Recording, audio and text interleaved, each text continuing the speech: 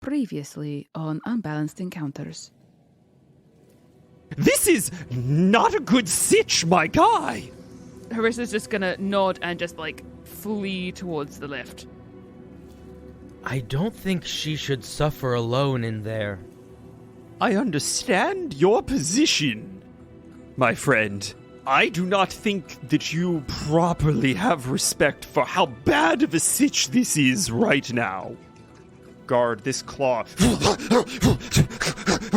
scraping, grabs your arm, and for half a second, you die. I'm so sorry for your loss. And he says it loud enough for both Ganbald and Demoiselle to hear. And he's going to cast Turn the Faithless.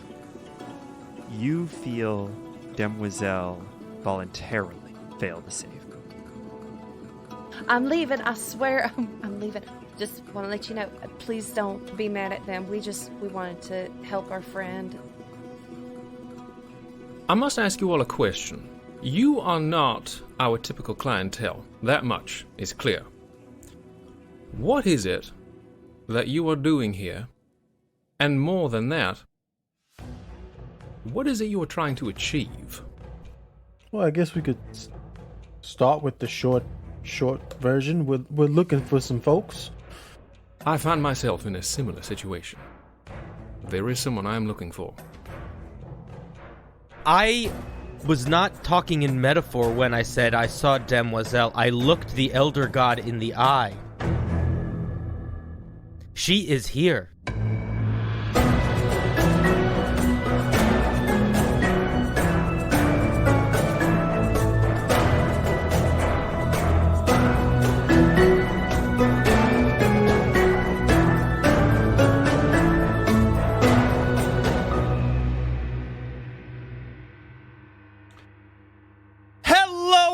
Welcome to another episode of Unbalanced Encounters, the show that starts as a low magic campaign and then dares to ask, how do we kill God? I'm your host, Patrick Perini. Say hi, everybody. Hi. Hi. How do we kill God? Jeez Louise. Normally this is the bit where I would, kind of ask how everybody's doing and see how everybody's feeling about the game and so forth. But honestly, I think I speak for every single member of our audience when I say that the only question that matters at all is whether or not Guard is still wearing his Napoleonic combat uniform with an ascot. Of course. Guard is that like a permanent thing now? I mean, listen, I'm not saying it's a permanent thing, but I feel like Guard is not going to actively take that outfit off until he needs to. Does Guard know you have to wash clothes? No, certainly not. That suit is going to get destroyed. I don't care what you guys are trying to pull. Yeah. It's going to get ripped to shreds. It's going to absolutely get ripped to shreds. Yeah, Guard's going to rage once, and it's just going to fully Hulk out. Harissa will throw herself in front of anything just to protect the suit. Oh my goodness. Not God. Not the ascot. Not the ascot. We are in an interesting position where we kind of find ourselves almost in some, not downtime, but unstructured time where, there's not like an immediate thing that you all need to be doing. There's not like a very clear, the train is taking you in this direction, kind of next step. Instead, you all are faced with a little bit of an amorphous challenge, right? Like, you have now proffered this deal with Mel to find the ledger in which Branvir's name is hopefully recorded, to try to find where Branvir is. And in exchange, Mel will help you find Demoiselle and ideally the Minehead boys. But that's a challenge, right? Like, the ways into the study have become even more difficult to breach. You're in a situation where you have to start kind of thinking laterally about how you want to approach this. And then what are you going to do when you get into the room with Demoiselle? I'm leaving it to you all to try to come up with a plan, right? And then we will figure out how well that plan goes. June has an idea. Can we go out to coffee or something? That's good. And have a sit-down meeting. I think it's actually very late at night. Time doesn't work right here. And so you're not 100% sure how long you've been in the afterlife. There is no distinct day and night cycle, but you do notice that at some times the sort of ambient glow of the mushrooms is stronger and the lanterns are unlit, and at other times that is inverted. The lanterns have been lit for hours at this point, right? The conversation with Ember, I would say, probably ran into, kind of the late evening, and you all sort of find yourself reconvening at what feels like midnight at this tiny little cafe. Kind of sliding wooden panel doors. You sort of slide it open and duck to sort of enter. And this place is pristinely clean. Lots of low tables. There is kind of a little coffee bar at the back. And as you walk in, you see that the person who is managing the bar at the Green Mermaid. Is this red-haired elven woman, and she kind of eyes you over and nods and gestures to an open table. June is still wearing her ball gown. As is Sphinx. Yes. I fucking forgot about And Sphinx. Guard is still wearing his nice fancy outfit as well. I don't think that really phases her, right? I think that there isn't like an expected decor, kind of a heteronormativity for you all to be disrupting here. I think that, sort of self-expression is a very big part of what rejuvenation often means for people who come through here. And so there isn't doesn't mean anything to her. She's just like, seats over there. She takes one look and says, "Look at this stuff. Isn't it neat?" She... Oh no. I want to so bad. We can't. Yes. We can't. The overlords won't allow it. Dumb. Jesus Christ. Sphinx sort of daintily kind of picks up the front of his dresses. Kind of like that dainty sort of tiptoe kind of with a bustle going behind him, and then like a little tail kind of poking out underneath. He's like, and he goes and sits and pops himself. Isaac scoops him up from his back. This is Sphinx. Come on, we gotta sit down. Hurry up. Come on, take too long.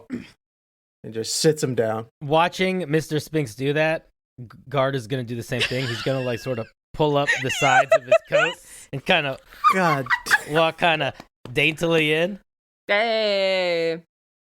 Yeah, I think that gets the barista's attention. She kind of looks up from the drink that she's making and watches you sort of daintily trundle over to the table.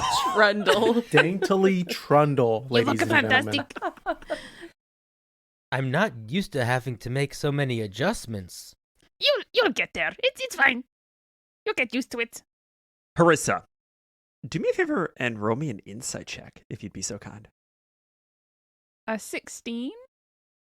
On a 16, when you see Sphinx's confidence in dresses, a thing settles into place for you in a way that you just hadn't really considered it, right? You had just kind of chalked it up to Sphinx being kind of quirky, right? But now that you sort of see Sphinx in a dress and being as comfortable in a dress as he is, it clicks for you. You used to dress him up in dresses all the time. I did. Oh. You used to steal them off of the other dolls. Oh, it makes so much sense now. And the bonnets and everything. Oh. Yep, there it is.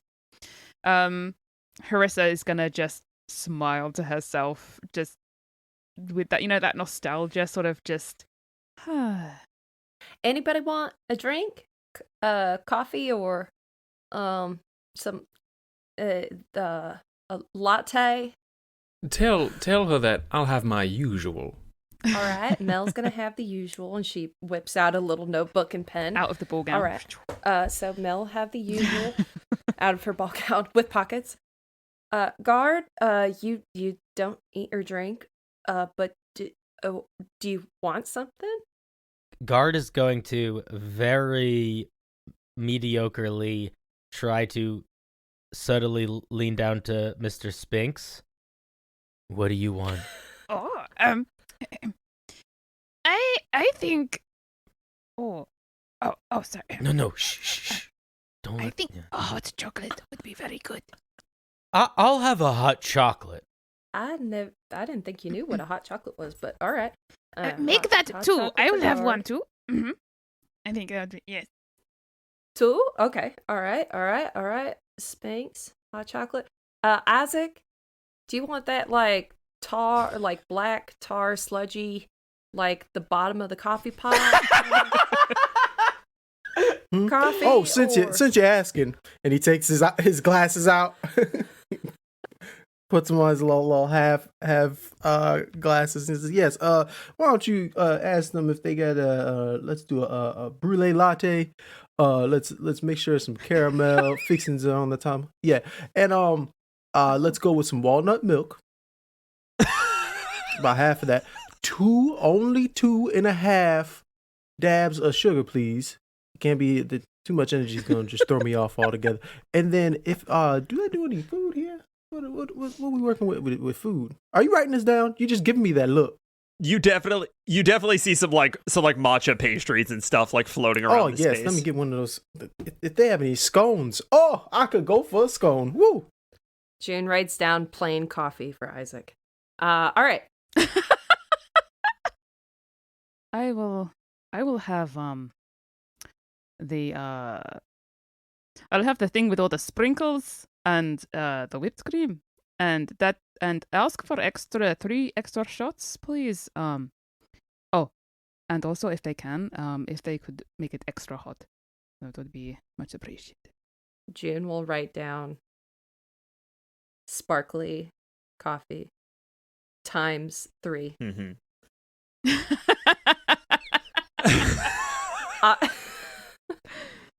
Incredible. All right. I think I got everything. I'll be right back. As June leaves, Isaac's gonna look to the others and be like, I think I understand how she lost so many jobs so long. I don't think she wrote down anything of what we said. June, you pop up and sort of make your way over to the counter. You see the barista, sort of finishes up kind of a mug of coffee that she's working on, and she sets it off to the end of the bar. As you start to approach, these little like sprite-like creatures, vaguely humanoid in shape, maybe 2 to 3 inches tall, but where their head would be is just a ball of light, right?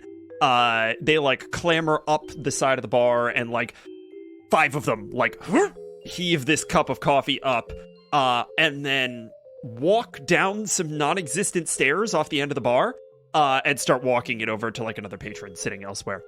And you walk up to the barista, who sort of nods and says, "Hey there, how can I help you?"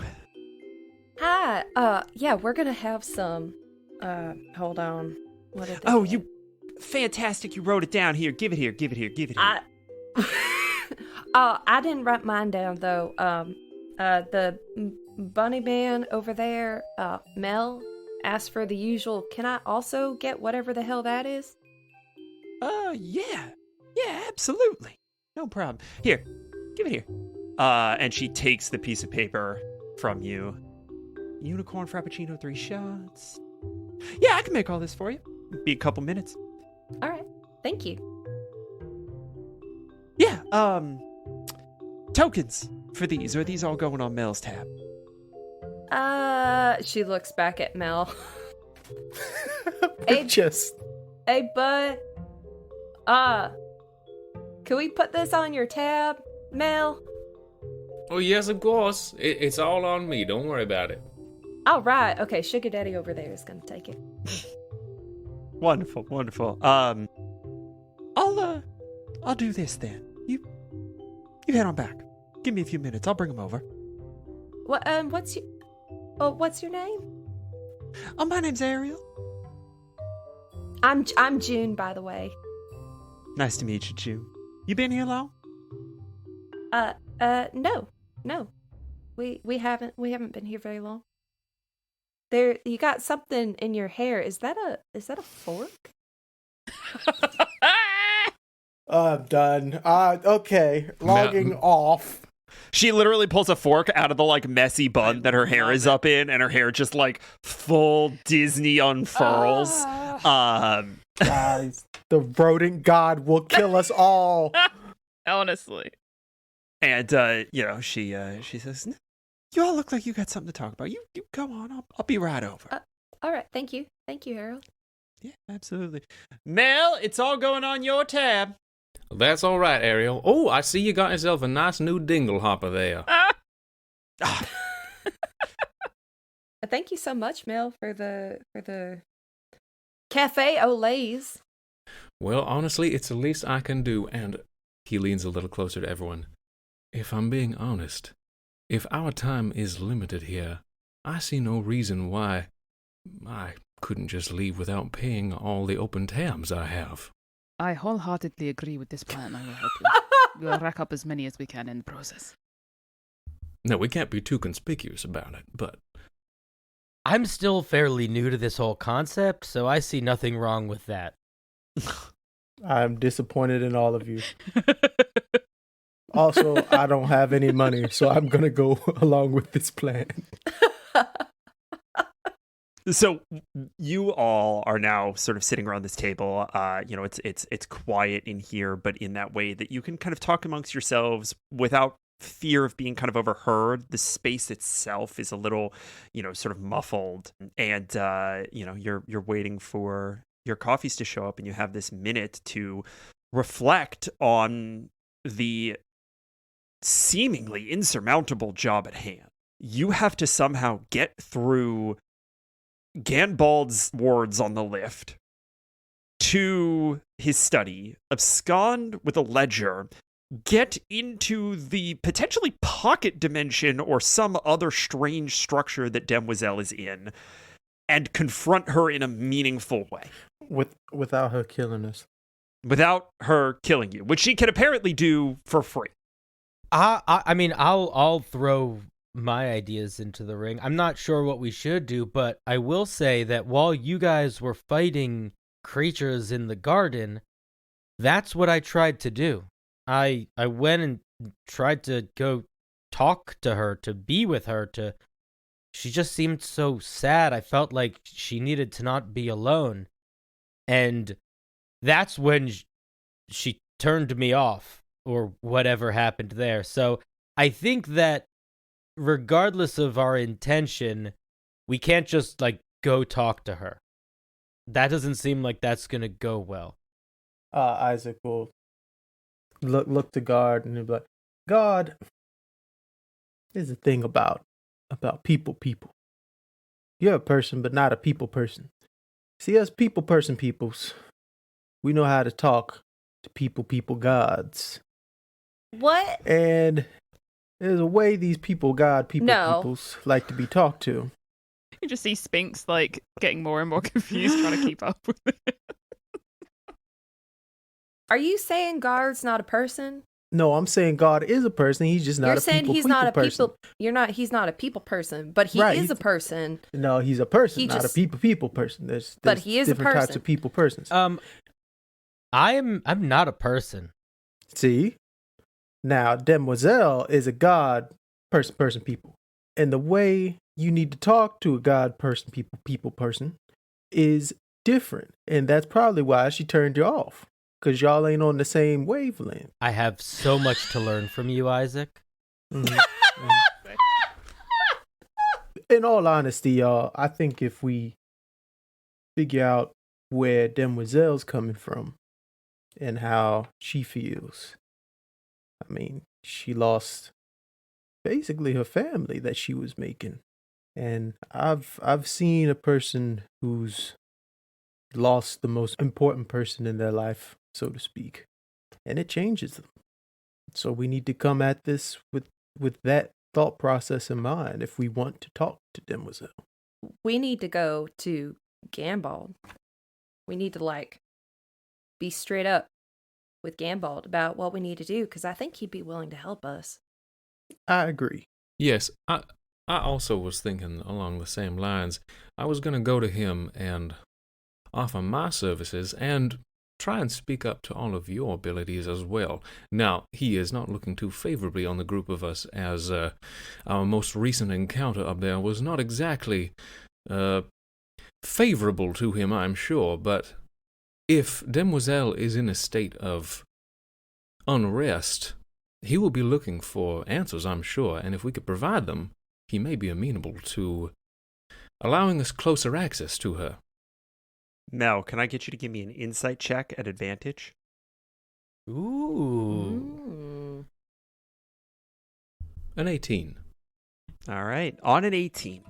You genuinely believe that, right? Like, that seems plausible. Ganbald obviously knew a little bit more than he let on. Things were obviously a little worse than he had admitted to, and now that is kind of an out secret, right? Now that's something that you have put a fine point on, and he might be in the market for genuine help to resolve this issue if you could just pitch him the right thing. Here's the rub. You've asked him for ledgers before, or at least you've asked around the rules regarding the ledgers. That was one of the first things that you did. No one is allowed to see closed ledgers other than Ganbald. So this may be a good way to get into the study, but you almost have to rig it so that he's not there. Okay, and Mel's going to continue then with his thought and say, now, while we may be able to get more access to Demoiselle, the ledgers are a different story. I know that they are closely guarded.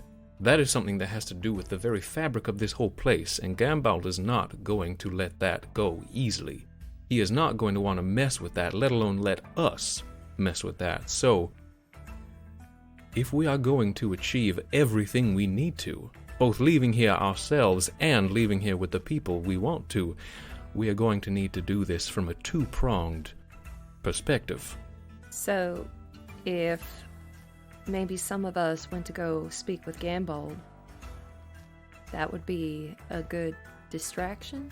That is what I'm thinking. I would be happy to lead that distraction, while someone else is able to use some sticky fingers to get that ledger. Some sneaky. Now, how angry would you like Ganbald to be during this distraction? Wait, hold on. No, As soon as you say that, you see, sort of bring a very large tray. Ariel steps up to your table. All right. I believe you all placed an order. As she's like arriving, Spinks very loudly goes, anyway, yes, what a lovely weather we're having, like fanning himself. Like really, like obviously changing the subject. Spinks, what are you talking about? We're discussing secret plans. Well, yes, secret plans to enjoy this weather. I mean, isn't it glorious? Oh, hello! Oh, look at our drinks! Aren't they gorgeous? Y'all ordered some drinks, yeah? Yes, thank you, Ariel. She starts circling around. She, kind of starts with June and starts making her way around the table. She sets both hot chocolates in front of Guard. Isaac, your drink is made like perfectly. Like it is exactly what you wanted, and like to the level of finesse that you haven't gotten in probably 20 years. He starts crying again. Like it's so good. So beautiful. And she sets the drink down again. She sets the drink down in front of June. June, you don't actually know what you ordered because you ordered the same as Mel. And she sets kind of gets around to Mel, sets down his drink, and says, "Carrot latte, same as always." You knew exactly what I was thinking, Ariel. Thank you so much. Now, June, I did not know that you were one to partake of the carrot. I did not know that either. I just thought I was in a new place and maybe it was time to try something different. So, Oh, no, I think actually you two have quite a lot in common. is there carrot top in this? It's like the whole carrot, like the whole ass carrot is in here? She sort of looks and says, "No, that would be disgusting. No, it's So bitter. It's a carrot sweetener there, darling. Take a sip. It's gonna taste kind of like a latte mixed with carrot cake. shit, It's that very does sound good. Ooh, okay, all right. I do June actually takes a want this sip. now. Carrot lattes are a real thing. That's a real thing? Okay, cool. It's a I'll real take thing. sip.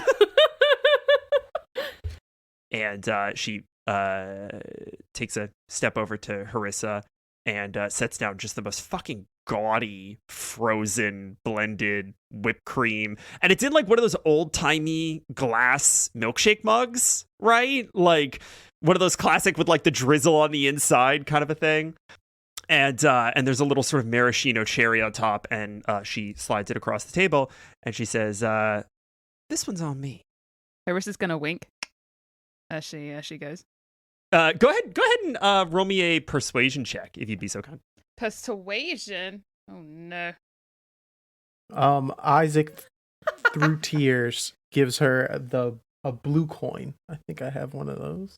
Was it blue? I mean, these have already been paid for, so I don't think you need to give it to No, him. he's tipping. You tip your baristas. Oh, okay. A 2 minus 1 is a 1.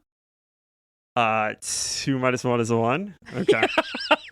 You just got a 1 on flirting? She. Jesus fucking Christ. Do you like use the whole like You like blink one at a time. You just frog blink. Jesus Christ. Cross-eyed, like Marissa, you alright? What's going? even Spinks just Oh, goes, no. "Oh no, gracious." She starts chuckling, and she like kind of runs her hand through her hair and tosses it a little bit as she shakes her head and turns back to Mel. And you don't know where you left that interaction. Unclear. Marissa's into redheads. Let's go. Let's go, boys. And, Ariel pulls again kind of the fork from behind her ear, and she looks at Mel and she says, "It's interesting you should bring these up. These been washing up around here. Stuff from the world of the living has been coming in." Whereabouts have they been washing up? I got this one at the flea market. This gross, greasy little mushroom folk run every now and again. Oh, yes, of course. Yeah, I stopped by. I wanted to see if they had any, sort of interesting odds and ends decor for the cafe here, and they had all kinds of stuff that had come in from the land of the living. They had a pair of boots. They had, this here fork. All sorts of interesting items. I don't know where it's coming from. Well, that is mighty interesting. Now, that is a mighty fine artifact you have there. I might just have to go pay them a visit and get myself one. I'd be my guest. I mean, you definitely want to, maybe go when it's not the middle of the night, because you know how they get, but, Well, yes, of course. Anyway, you all enjoy, and if you need me, I will be right across the cafe. You hear? Miss Ariel? Miss Ariel? Yes, ma'am.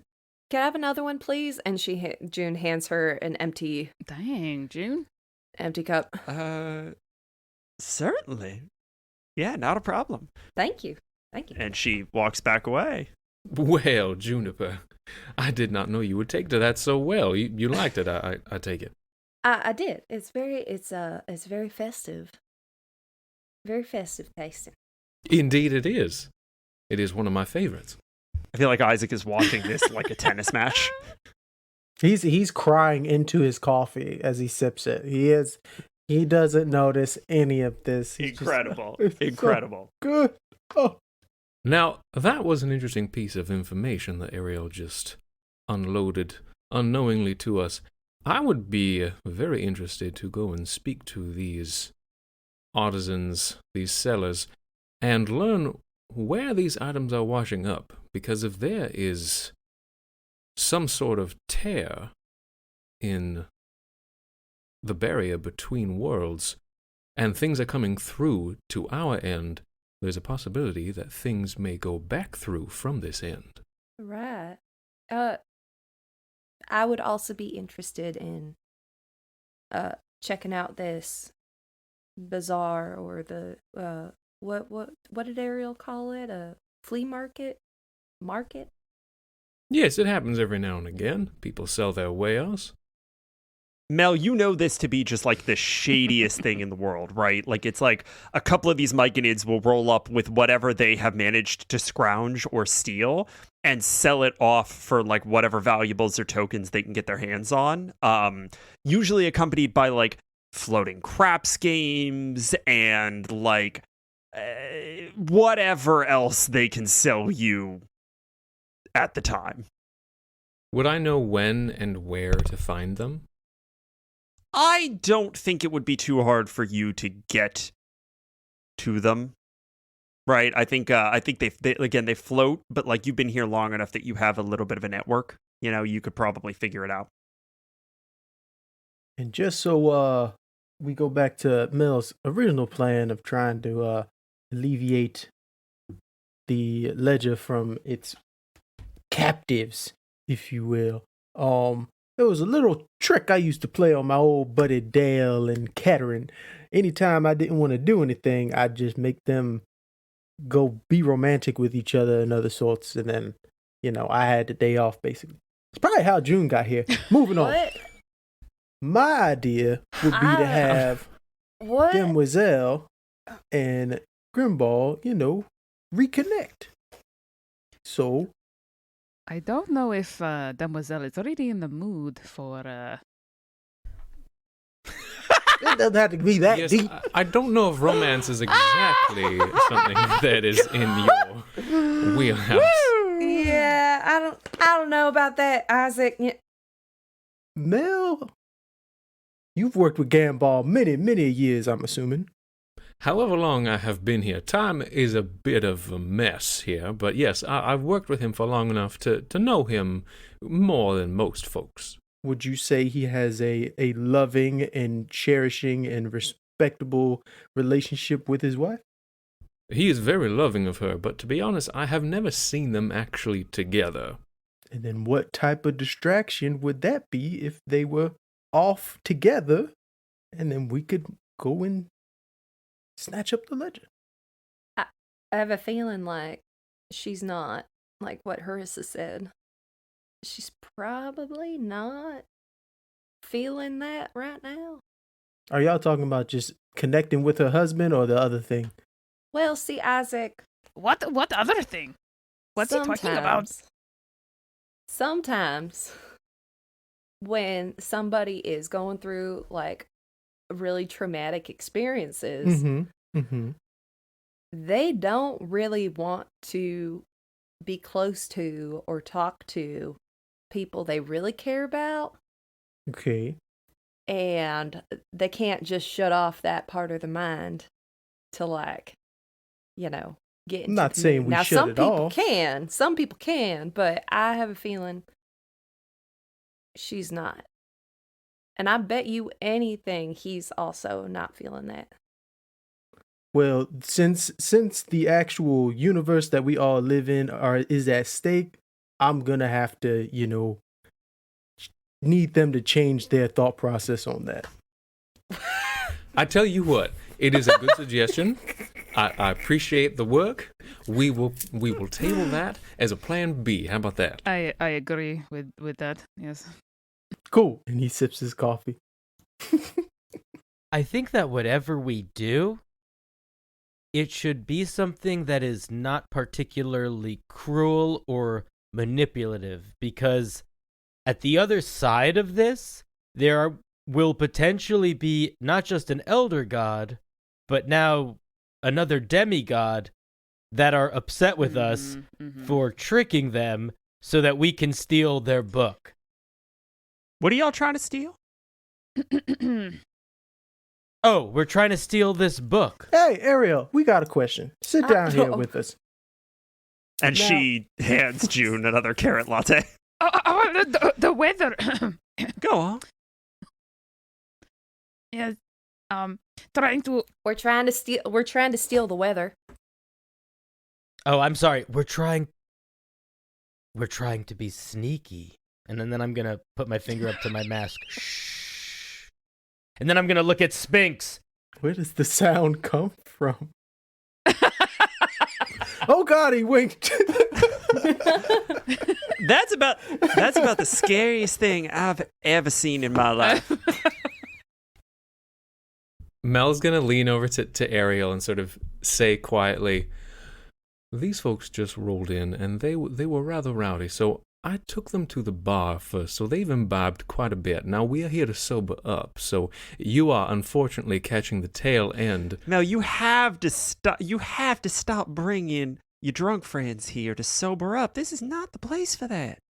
Well, I have a job to do, and quite frankly, this is the only place that serves drinks strong enough to counteract the intense intoxication.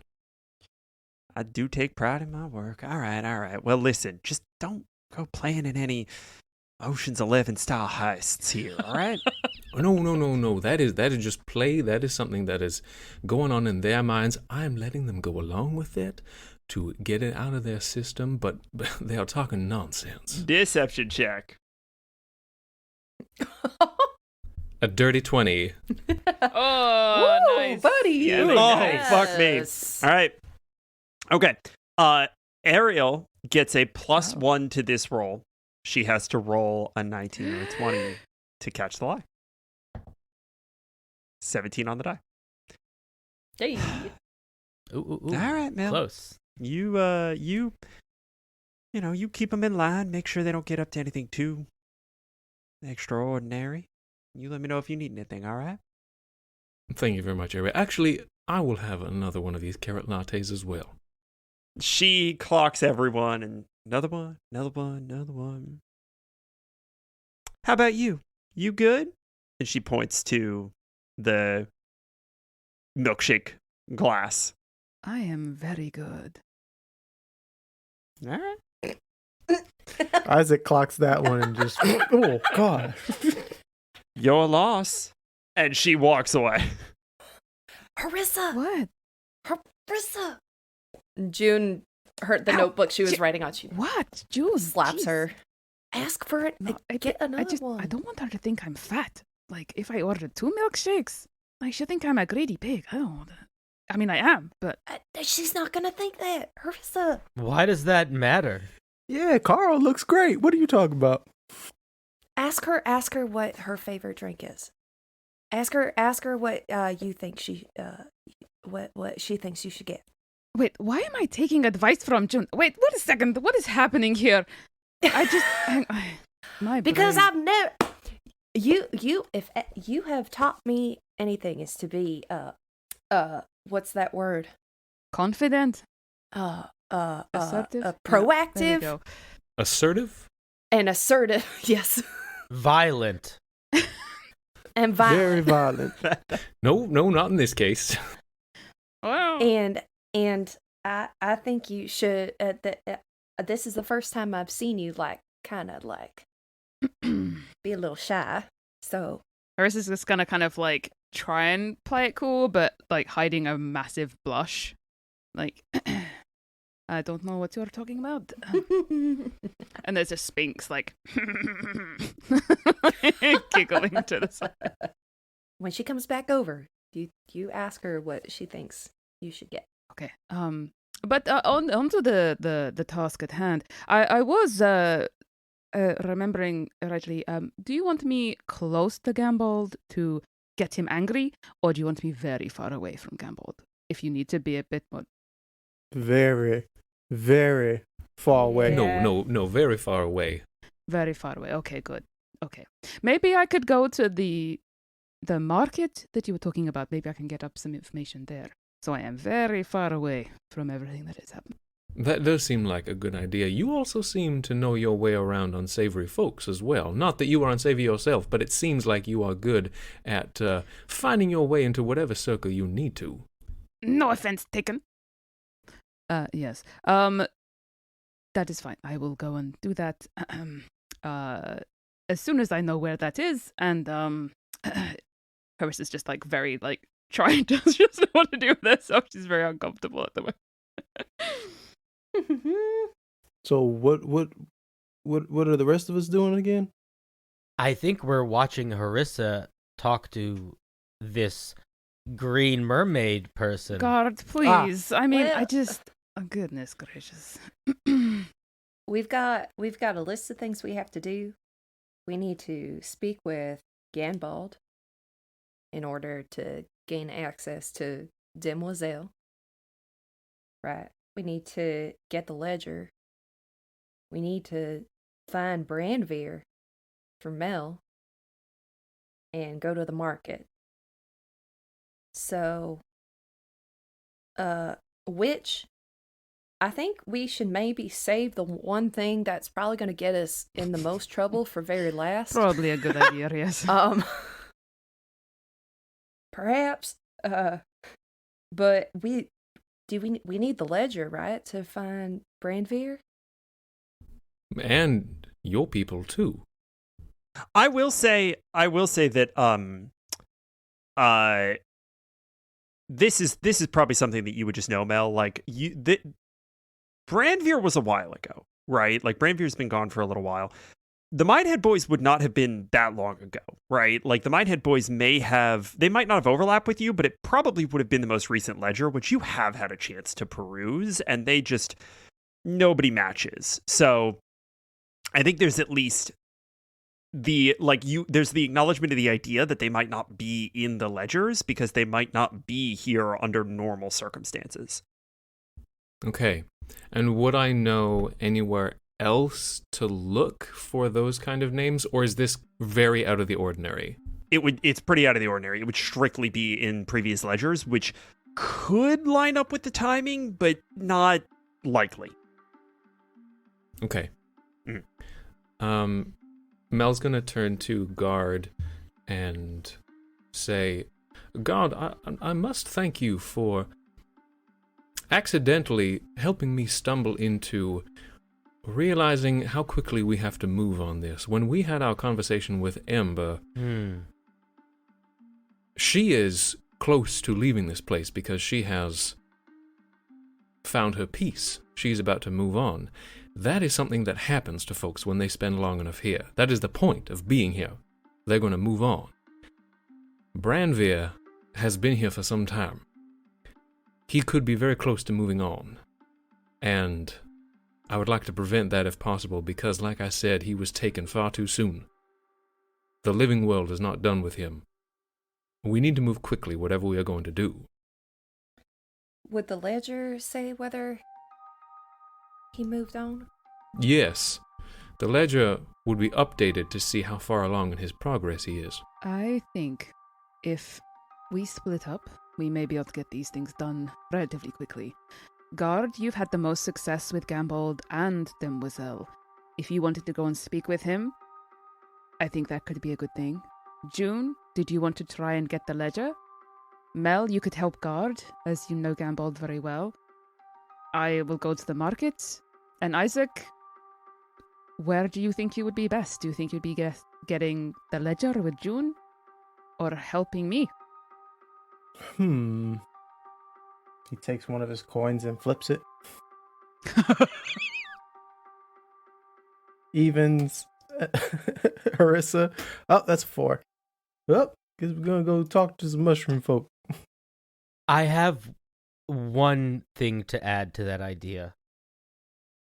Melmanon, you helped me talk to Ember. And I am very grateful for that.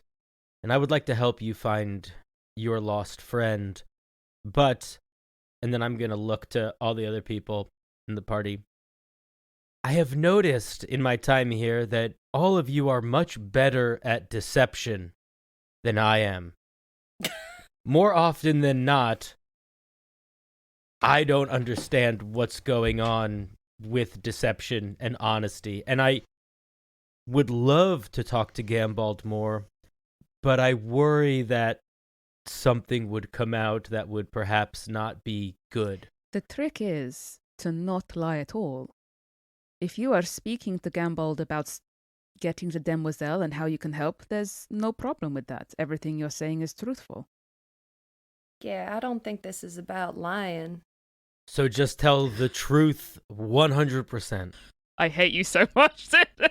Not 100%. I mean, I think we need to be pretty truthful with him. I feel like I've lived my life seeing with a flashlight. And since I've gotten to this place, it's like I have a campfire now. There's a whole lot more around. And in some ways, it's very exciting. But in most ways, it's mostly confusing. So you gotta be really clear with me. If you want me to tell the truth, I will tell the truth. But I feel like deception needs to play a part of this. Mel, I am worried that I would say something that would get us in trouble. I have a suggestion. You can tell the absolute, utmost truth if we set up a situation for you that is absolutely true. I believe what is needed is Ganbald to be out of his study. We need to get in there. If we create a bit of a scene down here that you can go and alert Ganbald to and bring him out, and while you are with him dealing with the situation, you can start appealing to him about Demoiselle. Meanwhile, I will use my influence and my privilege here to get up to his study.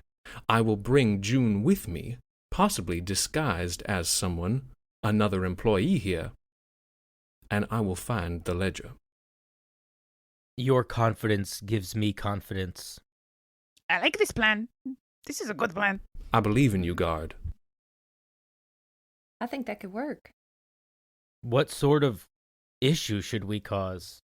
DM, in Mel's time here, is there a role I could do to see if I would be able to intuit what situations have irked Ganbald the most as to the running of the spa? What caused him the most stress that he wanted to hurry off and deal with the most? Me.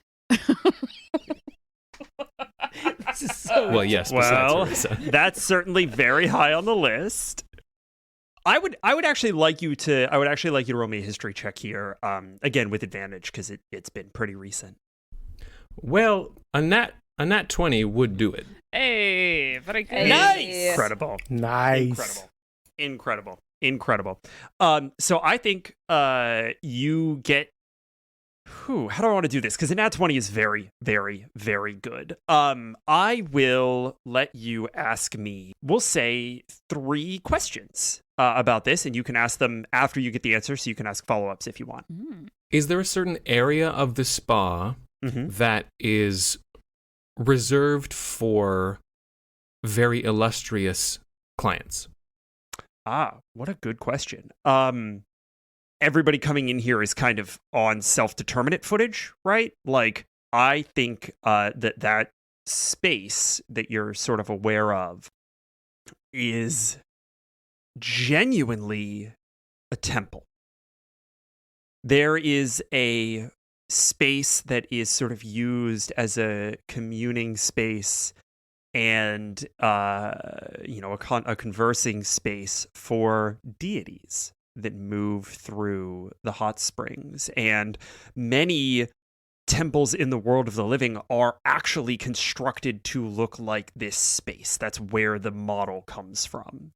And you know roughly where it is. You know that it would be, it's the ground floor of the main tower in sort of the very back of the building.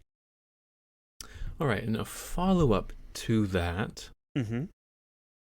It doesn't have to be very specific right now, but would Mel know about the function of that building in a way, or the space, in a way that he would be able to suggest a way to sabotage it? I think you've heard a story. I don't think you've seen this happen, but I think you've heard a story of something that happened, kind of somewhat before your time. The story goes like this. In this temple, there are artifacts, and these artifacts are a combination of sort of decor, objet d'art, used to glorify the space for these deities. But they also can be functional, as deities' purviews and whims change over the eons. The story, as you've heard it, is that at one point, a big, hulking suit of armor went missing from this space. And it went missing because of goddamn Myconids got in where they shouldn't have. That pissed Ganbald off to no end. He tore the place apart trying to find this suit of armor, and it never did show up again. If Guard were to tell Ganbald that Melmanon told Guard to find Ganbald and say Myconids had raided the temple once more, that would probably get him to leave, and while Guard accompanied him, Guard, you would be able to start chatting about Demoiselle and try and entreat him to let us help him with that as well. Meanwhile, Melmanon and June can sneak up to the office. That sounds good. Did we figure out how we're gonna deal with those wards? You get the feeling that the abjuration that he was sort of putting up was on the elevator specifically. So he moved the wards from his study to the elevator. Is there a way to get to it from the outside? Rapunzel, the tower, you know. Can Mel, June, and Harissa please roll me a the better of a history or an insight check? Insight is definitely better for me. I only got a 12. And 18. 16. Mel, you remember the exterior balcony on your initial tour. Oh, yes, of course. June, on an 18 insight, you remember fucking Reevesy in the goddamn tree. Yeah, how the fuck did he get in there? That's a good point. He got in there somewhere. Oh my god, where the fuck is Reevesy? You guys have to find Reese. We gotta find Reevesy. Yeah! Oh man. We gotta see about a frog. This thing over here, and I speak into it like this, yes? Hello, everyone. I have been instructed that I need to read to you something called a mid-roll. It's fascinating stuff, really fascinating. I'm not going to make you do the entire fucking mid-roll as Ganbald. Hi, everyone. It's Patrick, the DM. I am coming to you not live, the day before the episode releases, because we have a tremendous amount of changes that have just rolled out on our Patreon. The first thing that I am the most excited about is that now everyone who is subscribed to our Patreon can get access to print quality PDFs of all of the homebrew that we use on the show. That includes magic items like the Lore Axe, homebrew monster stat blocks like Porky the Trickster God, subclasses like Guard's Path of the Warden, and even patron-generated content, which I'm not going to tell you anything about yet because it hasn't come out on the show, but when it does, you'll be able to get print-quality PDFs that you can use in your home games based on all of that content. And speaking of patron-generated content, if you're a patron, we just tweaked a bunch of knobs to make sure that you can submit a ton of additional content. If you're a Moss Advocate, you can now submit an NPC name monthly instead of once. If you're a Gecko Guardian, you could submit homebrew items monthly instead of just once, as well as many NPC names as you want. Or if you're subscribed as a Rally Defender or our newly introduced tier, a Wields Warden, you could submit items and NPC names as often as you want. And that's extremely pertinent at the moment, because we only have 3 to 4 more episodes before the end of Arc 2, They'll Need a Crane. And in between every arc, we're doing a double level up, and all of the players get additional magic items, your magic items, that you submit as patrons, which you can now submit a ton of, radically increasing the chance that one of your items or one of your NPCs gets picked during our next rallying interlude. So, get your submissions in now. I'm going to be saying this every episode until the end of the arc, because the last thing you want to do is miss it by a day and submit a homebrew item and then have to wait the entire arc to get your item into the game. So get your submissions in now. Go to patreon.com/unbalanced-encounters and sign up for basically any of the tiers. There are a ton of ways to put your fingerprints all over the show. And also, as a patron, you get stickers. You get the original soundtrack. You get short stories that we're writing to help flesh out the world of Rally. It's a great way to help out. It's a great way to get more Rally stuff. And it's a great way to show your love for the show. So again, that's patreon.com/unbalanced encounters. Go sign up now and change the course of Rally. I'll wait. Okay, that's long enough. I'm going to let you get back to the episode. Okay, bye. Harissa, Yes. do you have any mechanisms for tracking, finding things? You are indeed a ranger, so I'm curious as to what you're using to track down this floating bazaar.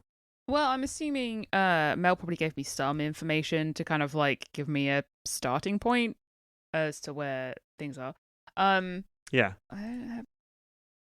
I don't have anything particular other than sort of just my general survival. Survival. Yeah. Okay. Why don't you give me a survival check flat, if you'd be so kind. Okay.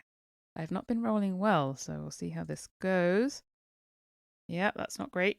15. On a 15, I am going to give you... you're going to get the information that you want, but I'm going to give you a hard choice. Okay. You could choose one of three outcomes. One, you had to bribe someone with your tokens, and if you choose this option, it's going to cost you 2 tokens. 2, you had to bribe someone with your bow. Or 3, the 2 of you, had to get into a fight. You're both going to take, we'll say, 2d8 damage, and that is going to be something that is known that happened to you. Known, like, from everybody in the Fae? Will we be known as the aggressors or just victims of a crime? Neither. You'll be known as hooligans that got into some rowdiness. Oh god, my bow? Really? Really? Gonna make me give up my bow? I gave you some options. Or take the damage. Is it 2d8 apiece? Yeah. But then I'll be known as a roughhouser and a ragamuffin. But we're about to literally talk to ragamuffins. I mean, mushroom ragamuffins. Okay, actually, yeah, it could be one of them. It could give us some pretty good, like cool points with the mushroom Yeah, give us some people. street Yeah, cred, that's true. man. All right, let's do it. Get some street cred with the mushroom men. 8 points of damage, both of you. Okay. Did you say 2d8 of damage? That's all right. That's not bad. Yeah, get out of here. Go on, scram. Yeah, you get.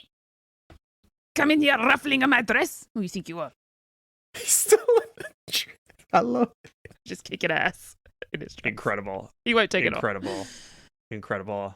I think you got into a fight with a couple of rough-looking boar folk that looked like they might have the information that you wanted, and then they got offended that you were profiling them as being aggressive-looking, and then you got into the fight and you won the fight. Hell yeah! And they did actually know where the bazaar was, so they did ultimately tell you where it was. It is underground today. And these boar folk, they walk you to, it's a sort of almost a shrine aesthetic to this area. You sort of walk down some steps into a little bit of a clearing with some trees and some pillars and kind of some overhead structures that have some almost sort of religious or reflective kind of reflection oriented like statues that kind of are meant to meditate. You're meant to meditate upon, and they walk you into a small little mausoleum looking structure that then walks down into kind of this almost catacombsy structure that is just filled with like crates and barrels, and it seems to be, kind of in active use as a storage facility of some kind. And at the very back of this structure, you see the faint glow of mushroom folk. And hear bartering and hawking and rough language in heavy Cajun accents.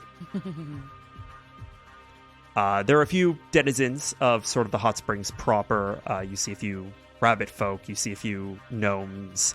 You see Guter Stoneend seems to be bartering for a bottle of something. What do y'all do? On the way there, Isaac's going to use 8 of his lay on hands. Okay. Isaac heals 7, Carissa full 8. Oh, thank you. Don't put that to waste. That's all I got. I appreciate it. Thank you. I would like to do just a general kind of perception check just to see if I can scan the goods for something that looks like something I recognize, I guess. Isaac's just looking intimidating. 15. On a 15, you see, again, it's a plethora, right? There seem to be some bottles of things. There seem to be a couple of people selling rugs that seem to be made out of like leaf litter. You see, actually, on a 15, you see a myconid that looks a lot like one of the ones that you killed? Quote, killed? It's got that same sort of sloping, almost like blue curve that you start to realize like they have very distinct sort of features across them, right? But it's at about 1/4 scale. He's still growing. That one, that myconid in particular, seems to be selling weapons. That's why he was trying to steal Reeves's stick. But you do also notice,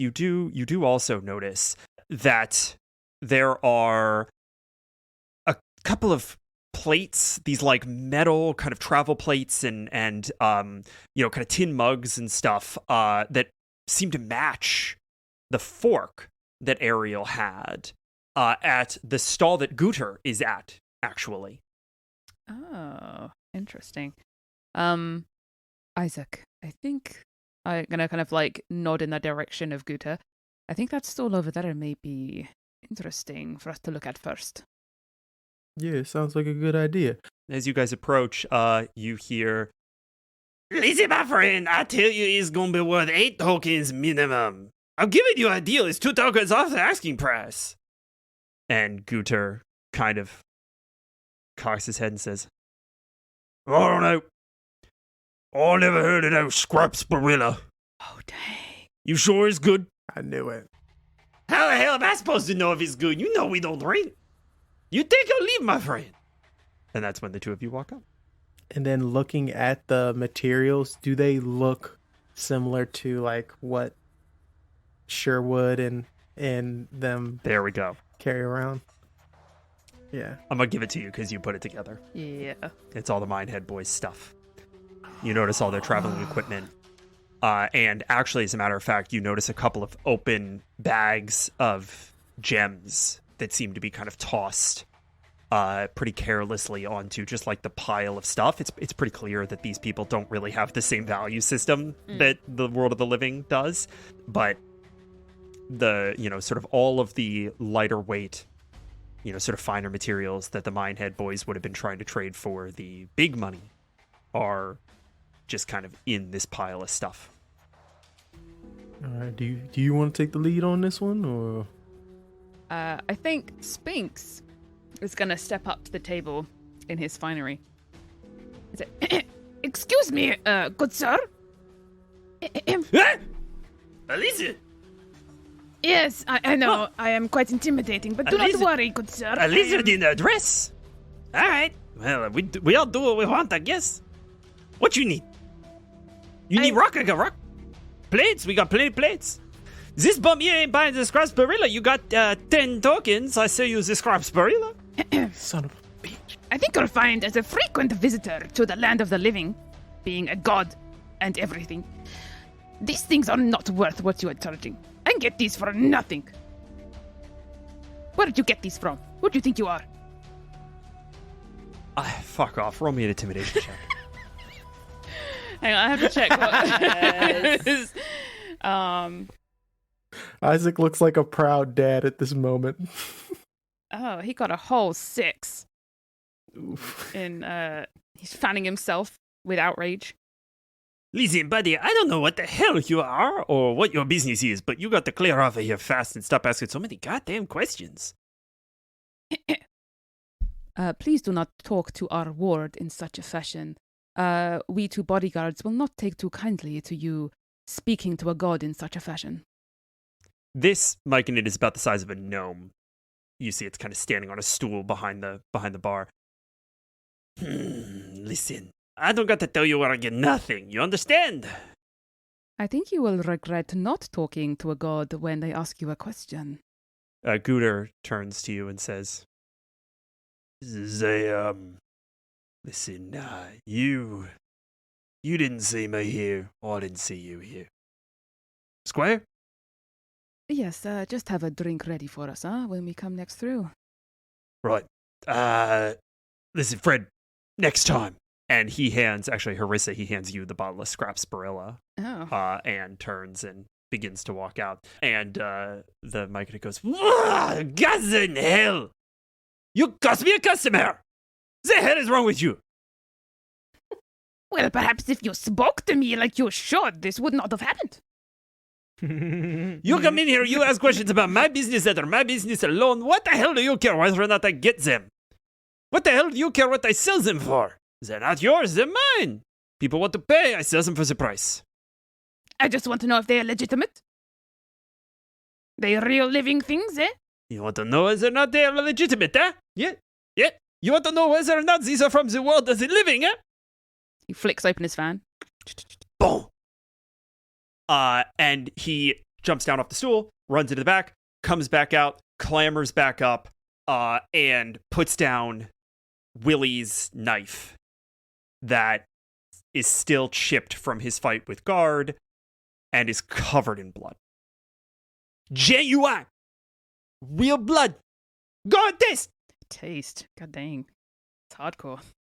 I don't know if you guys have pieced together that these Myconids are a little fucked up. Yeah, no. Oh, yeah, it's there. It's there. It's all right. We just got to play it cool. I don't know. I think they're sweet. I love them. I love them so much. Isaac would look at the knife first, examine it slowly. Take out a cloth or something, start cleaning the blood off. Hey! This is the verification! He points it at the Myconid. And just ever so slightly starts pressing into him. Where did you get this? Isaac, please give me an intimidation check, and we're gonna get you the help action from Harissa, so you have advantage. Okay. Yes, Harissa's going to be in the background going, yeah. Yeah, this is intense. That's a 23. Yes! Hey. There we go. I'm gonna roll a wisdom save for this guy. And give me 1 second to pull up the Myconid. I'm gonna roll a wisdom save for this guy. He does not. All right. Listen. We're all friends here. We don't need to get violent. You want to know what I got it, huh? I thought you were gonna believe me when I say it fell off a bird. Go on. All right. So he was doing our rounds, right? Yeah? We're out in the wide wood. Mostly trying to find some guides that we could get some good loot off of, that sort of thing. You know, things get dropped, things go missing. Nobody's gonna miss a little knife or a spear or something like this. All of a sudden, the sky goes dark. And you hear the most horrible screeching sound you've ever heard. Clatter, clamor. As if a dozen men were crying out in pain. And then, boom! Boom! A cart drops right in front of me. Big wooden thing. Looked like it might have been towed by, I don't know, some kind of animal, a beast of burden. No beast though. Just a cart. It's filled with all this stuff. Where? Little bit more. I sold a little bit of it already, but My companion asked you a question. Where? out of town in the wilds. It's not like I keep a map with me. Yeah, it's, maybe a half day's journey away. It's But we deduced that that's like right before we came down that tunnel-esque would make sense, about half a day's journey. He indicates that it was like on this side of the thing, right? Like in okay. this part of the world. But he's definitely a little fuzzy on exactly where. Okay. Be pretty tough to find. There's nothing left. We sold all of the wood away and moved a bunch of the carts. Demoiselle definitely has Sherwood in the gang. This bird you're talking about, do you usually hear it above you? I mean, not so much. Recently, it's been a little bit more common from what I hear. Certainly nothing like the screams of a dozen men. That was a bit much even for me. Sometimes I hear stories, the things that people say, they make things up. But, guess they weren't lying about this one. Actually, if I wanted an elderberry, who would be able to get me one? He, lowers his arms a little bit. An elderberry, huh? Yeah. Or Milo could help you out.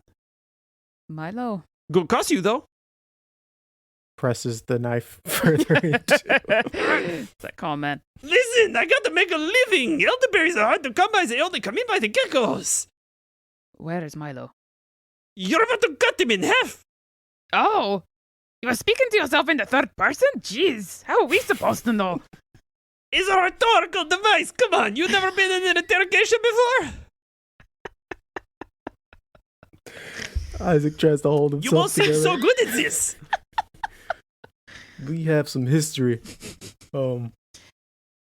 Okay. Knife to my throat and don't know about third-person references? Hey. All right, get us an elderberry, and how much would it cost? He's gonna get 2 coins for it. And their life. No can do. If you do not set me up for life, as a consequence of trying to get this elderberry, you might as well kill me now. Because I'll probably die in the attempt. It's gotta be worth almost dying in the attempt. What about a lizard scale? All right. The scale of a god? Huh? Okay. All right. Okay. Harissa, I need you to roll me a religion check to determine first and foremost whether or not you're accidentally telling the truth. A 3, boys? Great. Okay, so this is nothing. I'm rolling real great today. Sphinx can roll me a deception check. Hey. Oh, great. A 5. All of those low numbers, baby. I don't particularly think that dead skin is the way to go here. It's not really something that I could work for. Dead skin? We call it dead. It's a dragon scale. Gah! Prized amongst the living. Sphinx gets no respect. Everyone right? just calls him a lizard. Dead skin. You think? All you right, think Milo. shedding It's is been nice easy? knowing you. And Isaac pulls out his axe. Listen, I'm not kidding you, man. It's going to be very difficult. Two tokens, I guess is what you mean. It's not going to get it done. I'm going to need to spend that just in bribes to get past the rope line. Rope line. I'm going to have to steal it off the geckos. Oh. Kill these fucking mushrooms right now. That's literally. I want to so bad. They're talking shit on the gecko. They're stealing from the geckos. In hindsight, I'm glad I'm not with you guys right now. I think. I don't think this guy has anything else intel we need. Could I try bartering something else? Yeah. I wonder if, because I've got in other possessions, because I is a ranger, right? A trophy from an animal that I killed. Harissa, the trophy that you have was from not your first kill, but from your first meal, Hey. in which you had to dispatch the animal and prepare the meal from end to end. And it was, in fact, a tortoise stew. And I think that there's a ceremonial holding there where, you know, sort of your family had so little that they could carry from place to place that these trophies had to be practical, but the practical also had to be meaningful. Mm-hmm. She's going to kind of like open her pack and sort of like start rummaging through for something she thinks is valuable. And then the bowl is going to, or the tortoiseshell is going to be kind of like sticking up on the side. The Myconid cocks a brow over its eye hole, I guess. And says, Ooh. What you got there? What? Oh, something caught your eye? Is that what I think it is? Probably. How you get that? Where you get something so valuable? Ah, well. When you work for a god, you get your hands on all kinds of things. Roll me a deception check with advantage. Yeah, get them. Stop making me roll for shit. Stop saying shit. With advantage. All right. Fingers crossed. Yeah. Everyone pray for me. You got this. Fingies crossed. A 16? I rolled a 3. Oh, yay! Hurrah. Good job, Milo. When you say when you work for a god, etc., he recalls hearing about a lizard who recently arrived, who has been embroiled in some of Ganbald's doing. Yeah, see? Alright, listen. This is all gonna put a lot of risk on me. I'm gonna need to fence that thing. Not gonna be easy. I'm gonna need to get up to the gecko. Not gonna be easy. I'm gonna need to steal an elderberry. Not gonna be easy. I'm gonna need to get back to you. Not gonna be easy. You give me one token for bribe money, and that shell, I'll get you what I can. What do you think? Harissa's going to look at Isaac. Isaac's looking at Harissa. He's like, okay. So she's going to pull him to one side. So, like, her plan. Well, my plan, Isaac, is to use the elderberry to attract Demoiselle. Right? Oh, hey, elderberry. We get her attention with it, maybe. Okay. All right. And then after she kills us, then what? Well, hopefully she will be in a talky mood with the elderberry, you know? Maybe. Oh, it's going to calm her. Right. Maybe Okay. help. All right. Okay. I don't know what... I mean, you have a better idea. Nope. Okay, good. All right. Isaac will fork over one of his coins. Oh, thank you. Thank you very much, servant, for paying the good man. Watch it. Are you handing over a token? Yes. What color? Green. I have a black one left. As you're fumbling through, I think that he sees that you have a green one and a black one, and you hand them to him, and he says, You couldn't make your way to see into the black one instead, could you? Insight check? yeah, do it. Yeah. He's the first person that's, like, made a difference on color. 6. We suck. We suck so bad. This is weird. This is very weird. Yeah, I'll give him the black one. You sure? What do you need? Why does it matter? As he's about to give it to him and then he holds on to it. You don't know? I wouldn't be asking you if I did know. The black ones match my skin tone. Sure. That's the answer, huh? He flicks it at his forehead. All right.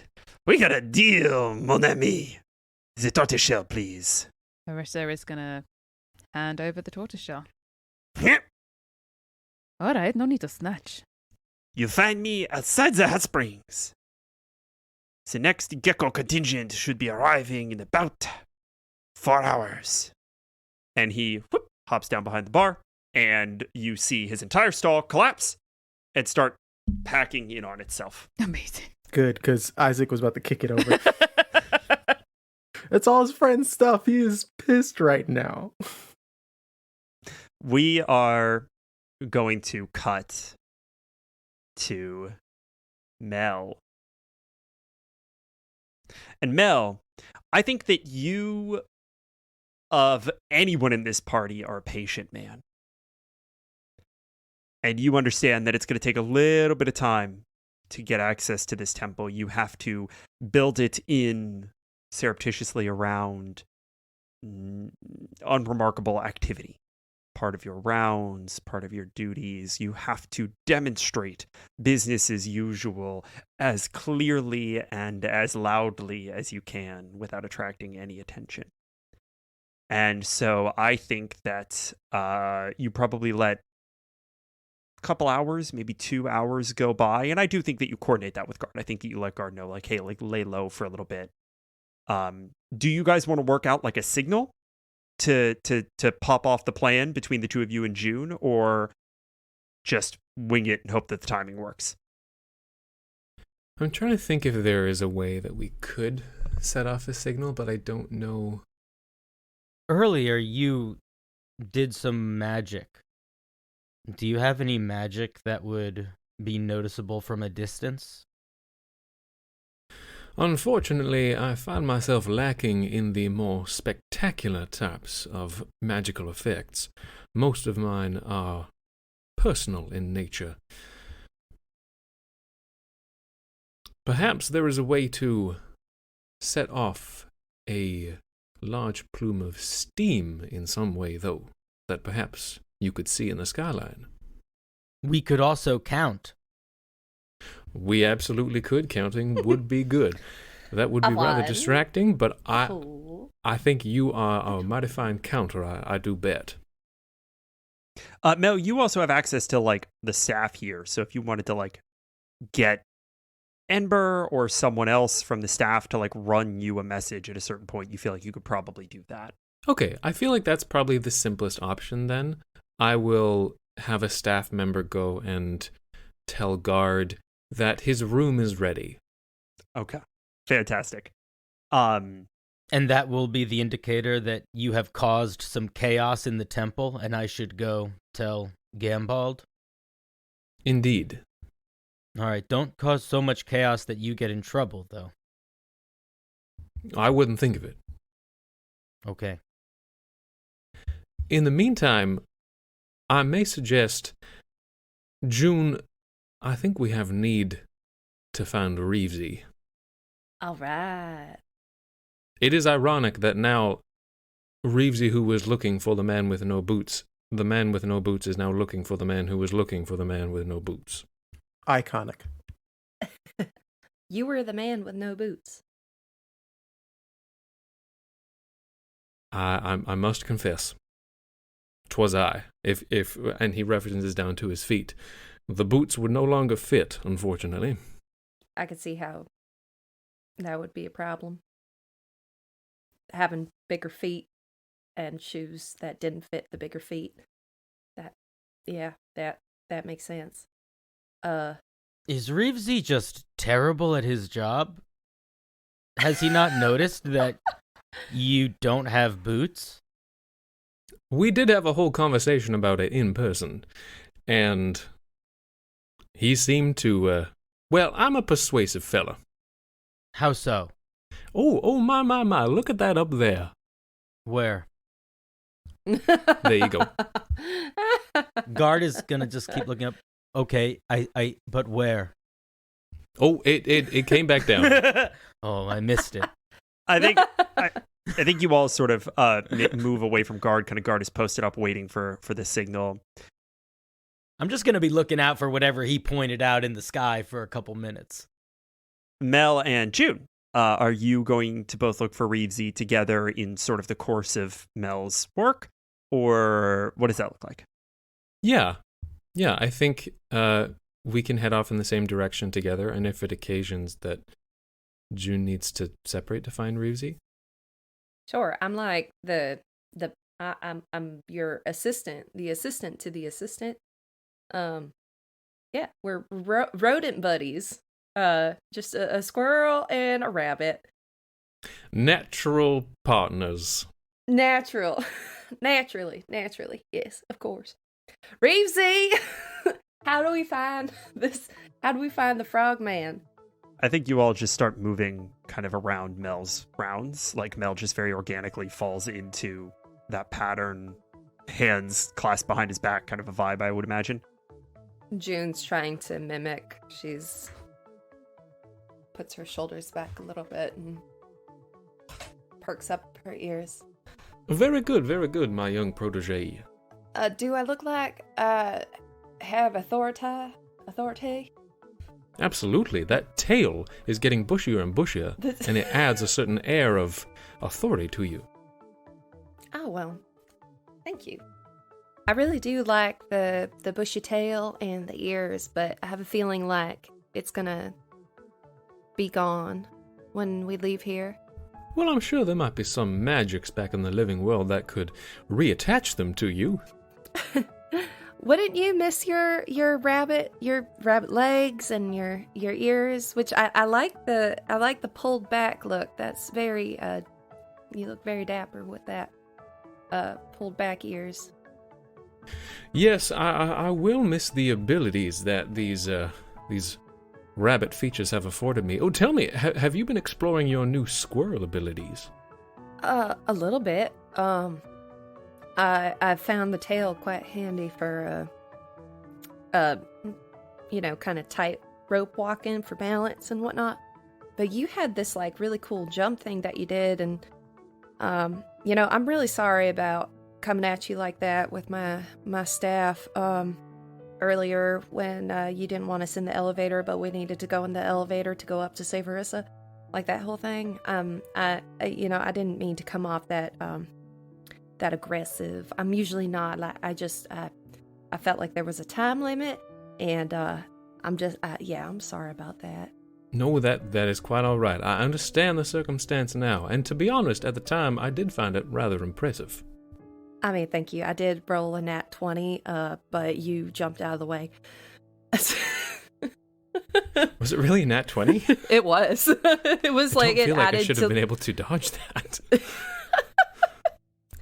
Well, it was, I might add, one of the most agile movements I have ever seen in my life. Well, thank you. And her tail just poofs out a little bit more. Mel, could you please roll me a history check? What is with all of these great intelligence rolls? 20, a dirty 20. A dirty 20. 20 was the DC to get this memory. Mel, you are on guard alongside Branvier. You are standing at your usual post. At least it's been usual for a little while, as the threats and uncertainty sort of weigh on the Lord Governor. And your Commander Anthony, was very clear. No one in or out till the morning.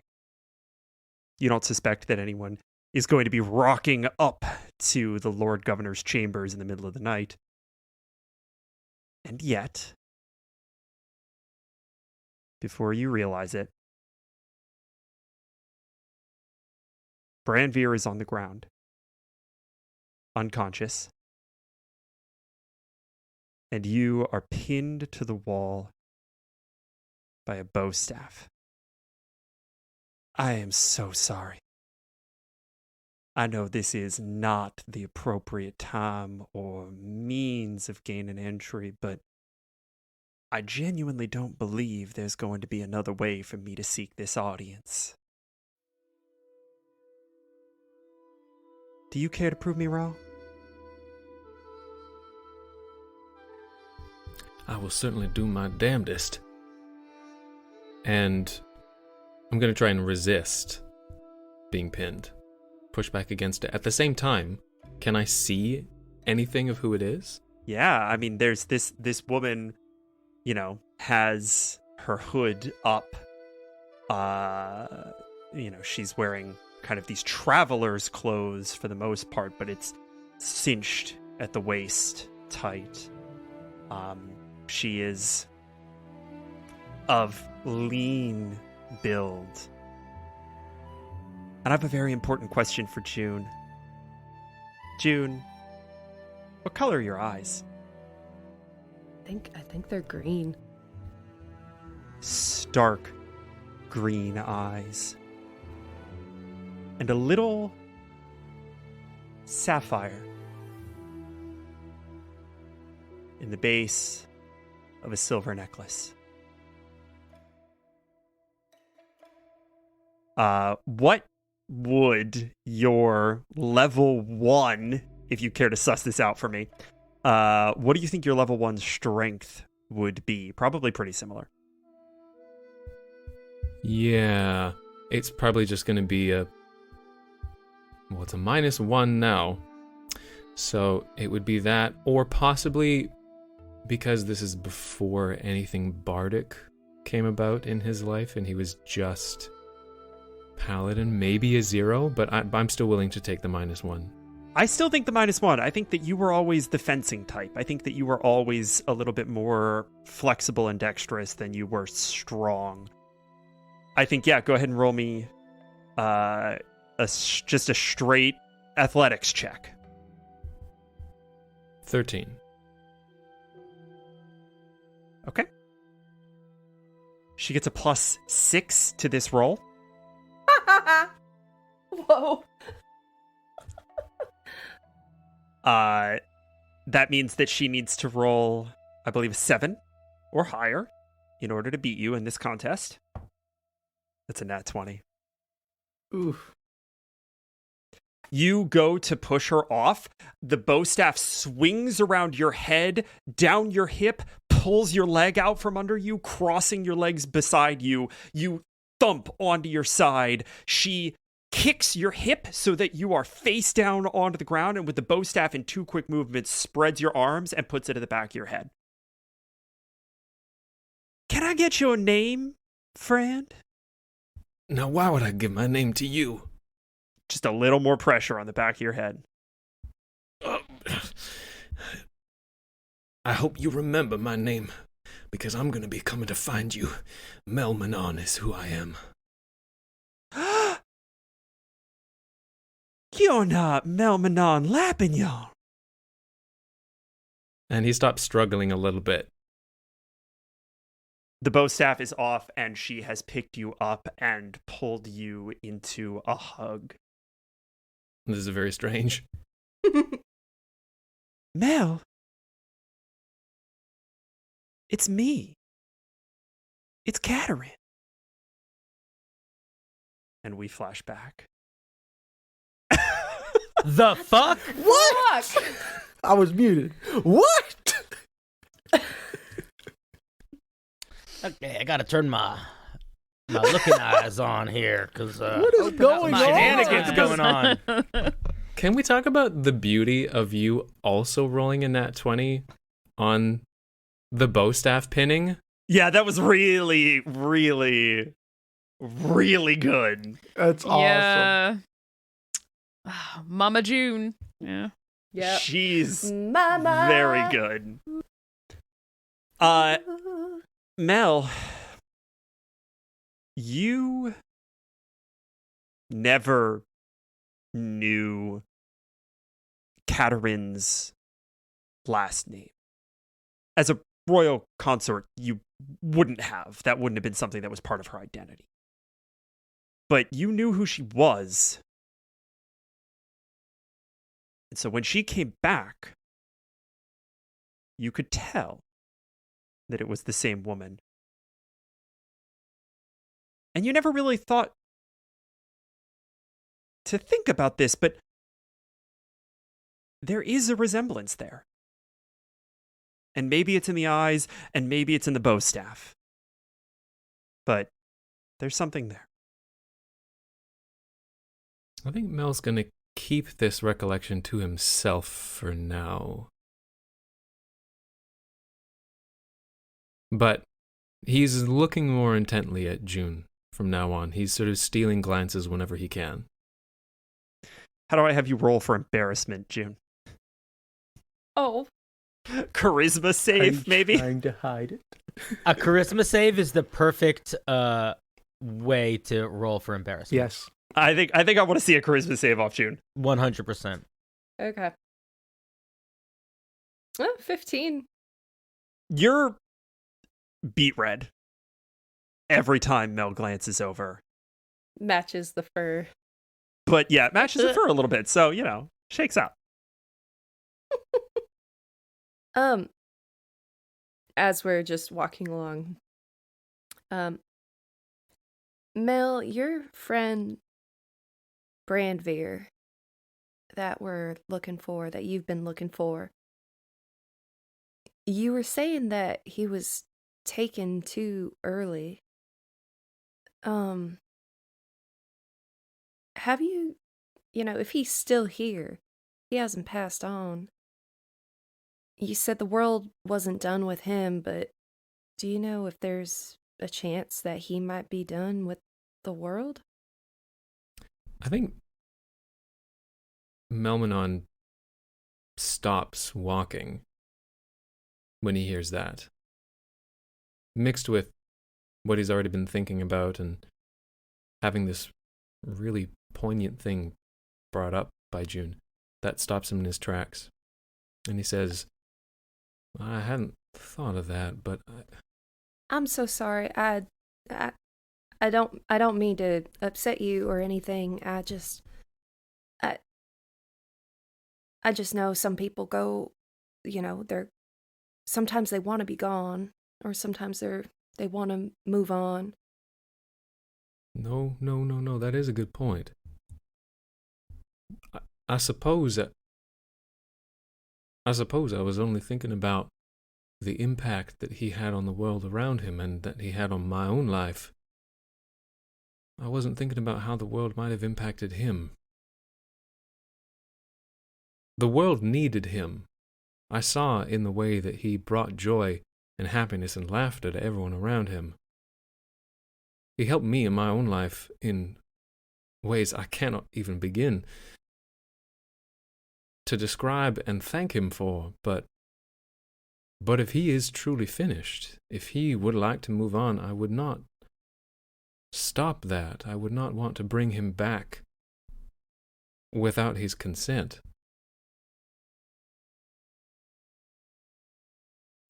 He sounds really great.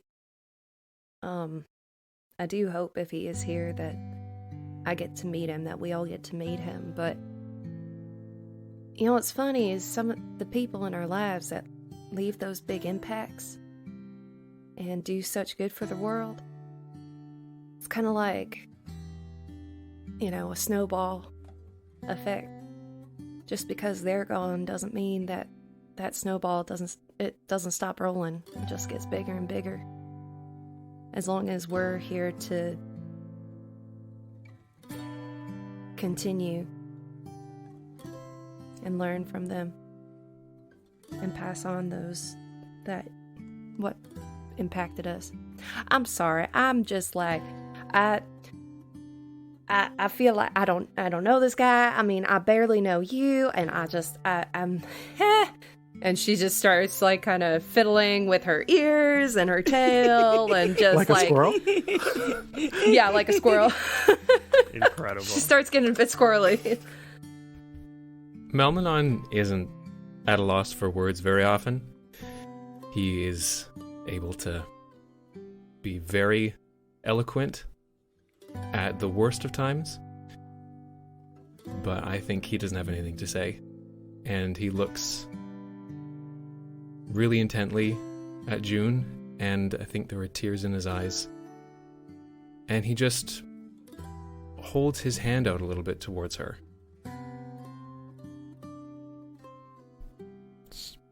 She takes it.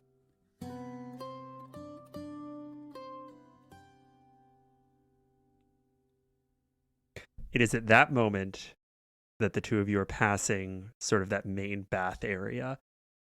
And you hear, Ow! Ah! Oh! Ah, the pipe! Oh, hey, Mel! Mel! I need to talk to you for a second. Oh, I'm glad you're here. Oh, June quickly drops Mel's hand. oh, my haunches. Hey, hi, June.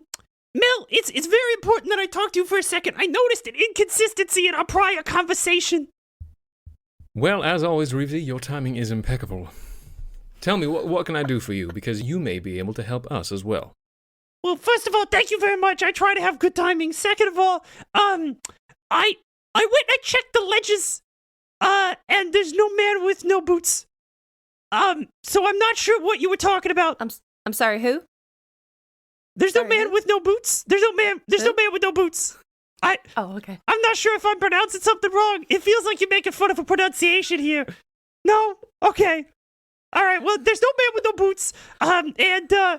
It's very unusual because you were very insistent that I had found the man with no boots and just simply forgot about it. But really, there's no entry in the ledger. So if there's no entry in any of the ledgers, then there's probably no man with no boots. And I probably need to go find him.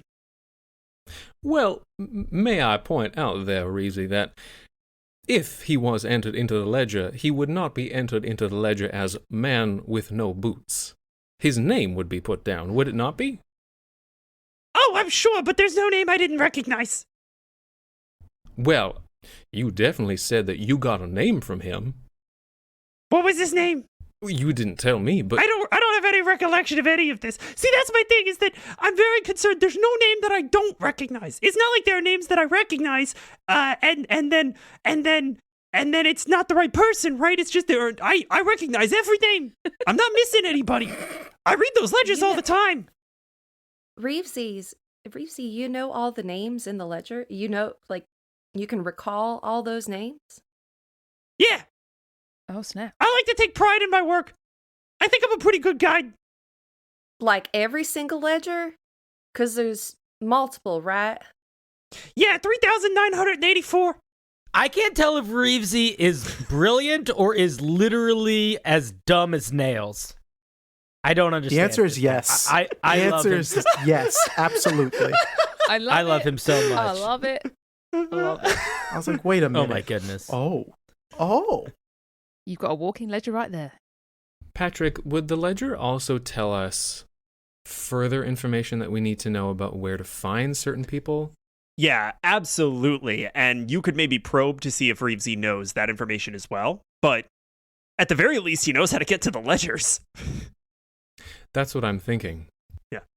Well, Reevesy, this is troubling indeed. If you say that there is someone missing from the ledger, then that must be corrected at once. Now, things are a bit tense from what happened up in the study, of course, and the greenhouse. You were there. Yeah, I don't really understand that situation. There were snakes. I don't really know why there were snakes. Nor do I. It was a slithery situation for sure. There is a bit of a difficulty in getting up there the usual way, but Ganbald has enough on his plate right now, and I don't want to trouble him with anything else to do with the ledger right now. You know what I mean? I don't want to. Oh, absolutely. Yeah, I don't want to overburden him. Yeah, no problem. Of course, Ganbald's a busy man. Of course. But you and I could possibly help unburden him a little bit. If we were able to get up there and take a look at the ledger, we could help solve this issue, I think. Is there a reason why you need my help? Well, yes, because Ganbald has made it difficult to get up the usual way. Ordinarily, I'm able to pass up in the elevator. Oh, don't you just take the pipe? The what now? The pipe! The pipes run all through the bathhouse, they go up into the conservatory. Of course they do. Damn it, Reevesy. Where? That's... Yes, of course. Yes, the pipes, yes. Yeah, I mean, I thought that was what they were for. They're nice and warm, they're very comfortable to climb. You just... And he, puts out his frog hands and just, squelches his way up a couple inches of this big pipe that's in this bathhouse room. Is that not what they're for? Magnificent frog. I thought the room upstairs was a nap room. It's very pleasant. Oh, I can imagine so. The warmth, the humidity, you'd wake up refreshed, and yeah, your skin would be glowing. When there's not snakes. Of course. Well, of course. We'll have to look into that. Yeah, that seems like a good idea. But yeah, I mean, we could just take the pipe, and then, You just take the pipe, and usually the study's open, but sometimes it's not. Sometimes you have to come in through the window, which I think is reasonable, because, you don't want everybody coming in through the front door. Sometimes there's a side entrance. Oh, of course, of course. Well, let me suggest this. I have some free time on my hands. You still have rounds to make, I'm sure. I would be happy to go up and take a look for you and see if I can see if I can find anything else in the ledger. I will take June up because, well, she is rather skilled at climbing, I must say. Oh, yeah, you're going to need to be good at climbing to get up there. That's pretty important. Of course, of course. Like ladders and stuff, pipes, climbing things. Yeah, it's very important. Yeah, I mean, I don't see why not. That would actually be very helpful. I appreciate it, because all of a sudden I have a lot more work I gotta do, because I don't think I actually found the man with no boots. No, of course. Maybe what happened was that I told you all of that stuff, and then I forgot telling you all that stuff, but I didn't forget that I had done it. I hallucinated that I had done it, and then I forgot telling you about it, and then that's what happened. Reevesy, have you been into the Pearlberry wine again? Oh. I don't know. Is there a ledger for that? I could check. This is a real problem, Reevesy. If you don't remember your imbibing, we may need to have a larger discussion about this. Yeah, I'm having a bit of an existential crisis, honestly. I'm not really sure if I could trust my own experiences. We should try. You should check the ledger and confirm. And I'll go talk to Gouda, and he'll probably know whether or not I got into the Pearlberry wine. I don't think so, but he'll know. He'll be able to check, corroborate the story. Yeah. Talk to Gouda. Of course. Yeah, okay. Well, you go on your way, sort this out, and I'll come back to you with some answers, I promise you. Listen, Mel, I really appreciate that. Mr. Lapignon, you're helping me out a lot here. Oh, it's my pleasure. What else am I here for? Yeah, that's a good point. It's like me guiding. What's up, June? You need something? Hey, Reevesy. Yeah. Yeah. Just really quick. So, wait, if you remember all the names. Sure. In all the ledgers, if I just, threw out a name Yeah, to go you, ahead, try. And maybe I'll let you know if they're in there or not. Dale Snowthorn? What'd you say? And she'll kind of lean down. Dale Snowthorn? Oh, Dale Snowthorn, yeah. You recognize that name? Of course I do. Yeah, he's he checked in. One ledger ago, about halfway through. Is he still here? Oh, I don't know. I'm not supposed to read anything other than whether or not they're in the ledger. I just guide him here, and I just gotta make sure that I do that. It's not really my job to figure out where they go after that. Thank you, Reevesy. Yeah, no problem. Why? Who was he? Oh, just some guy. There are a lot of those in those ledgers. Billions of them, honestly. Especially if you include fish. There's a lot of fish. Is there anybody else you guys want to know about? Know if they're here or not? I don't think June can bring herself to ask about the second person. Okay, well, I'm gonna go check in with Gouda to make sure that I didn't get into the Pearlberry wine. Y'all, thank you again for checking the ledgers to make sure that I didn't miss something. 3,982 shouldn't take you too long to get through. And especially if you work backwards, because he was supposed to have arrived kind of recently. But also thoroughness demands that you check every single one, so I'll let you figure it out. Yeah, we absolutely will. Thank you for your advice, Reevesy. The oxymoron that is Reevesy is fantastic. Just oh god. All right, I'll see you guys later. And he trots off. Well, June, we have our answer of how to get up there. Looks like we're gonna climb some pipes. Gonna climb some pipes. Are you both going up? Yes, I believe I do need to make the distraction, though. Yeah, I'm looking for smoke signals. Yeah, I think that's right. So we have June sort of positioned at the pipe, and Mel, you start to make your way to the temple. Yes. You enter into this big tall ceilinged cavernous space done up in marble and ebony. Chairs and statues and soft lighting and incense fill the space, and you move through and around. Is there anything in particular Mel's looking for? I think in his limited time in this space, he's picked up on a few items that have been guarded a little bit more, that seem a little bit more precious. He doesn't want to do anything that's going to throw utter chaos into the whole spa, but enough that's going to distract Ganbald. So I think he hones in pretty soon on the tortoise shell. All right. You find this thing, again, about the size of a Galapagos sort of tortoise. You know, it's the kind of thing that, like, you could sit on, right? It's pretty substantial. And it is nestled on a cushion into a low pedestal. And as you go to pick it up, you see that on sort of a brass plaque on the front of this pedestal, it just says the name Jonathan. All right, he's going to continue picking it up in a reverent way as if he's examining it. Okay. You lift up this tortoise shell, and it feels revered, but not special in any metaphysical way. What do you do? How do you make this thing disappear? He's going to confidently walk to one of the back rooms with it. Okay. You do so, tucking it away so that it's out of immediate sight.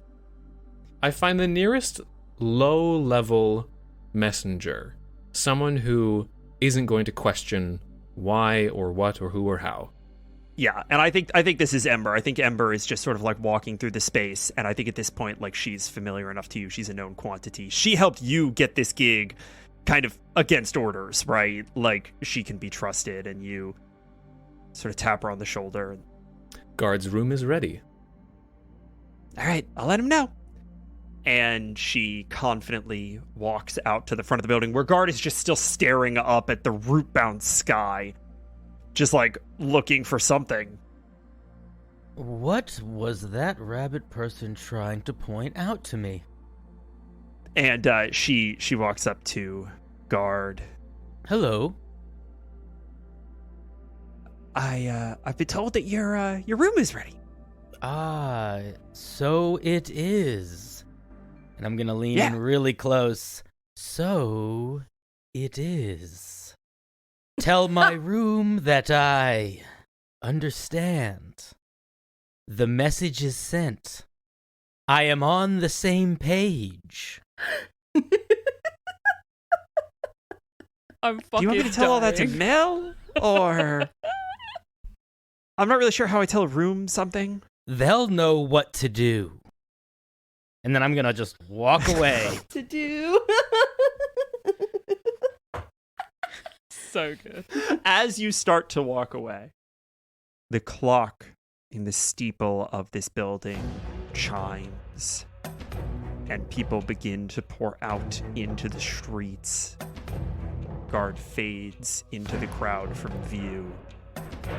And off in the distance,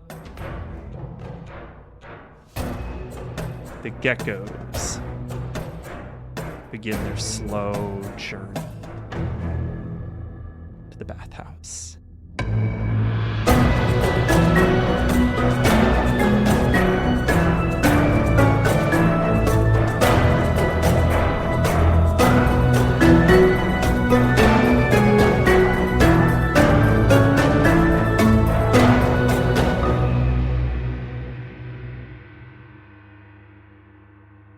This has been another episode of Unbalanced Encounters, supported by patrons like you, patrons like Liza, Cake Ninja, Bradley Jones, Icewind Gale, Nick Plays On, Megan Pulsifer, that's a cool last name, John M_M47,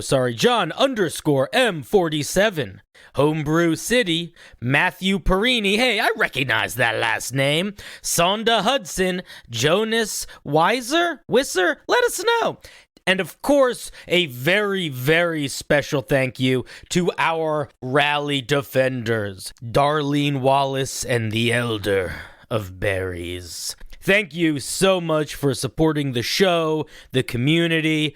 You're cool. We're cool. Let's be cool together. And don't forget, if you want to hang out with the cast, we have a Discord. I'm sure there's links to it on the website, unbalancederncounters.com. Check it out. Or patreon.com/unbalancederncounters. Ta for now, friends. Ta for now.